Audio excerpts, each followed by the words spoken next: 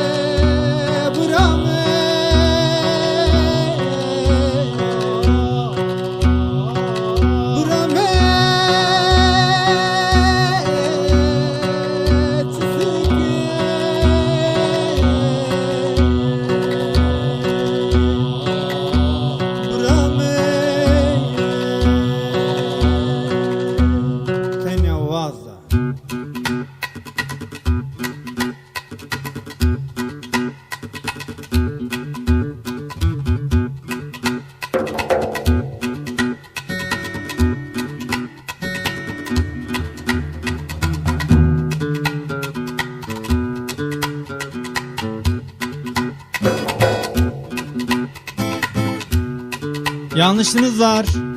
Sizi kandırmışlar. Doğrusu şöyle. Evet, bir yangın var olmasına. Ama yangın bir ormanda değil. Yangın bir oyun parkında. Hadi canım sen de.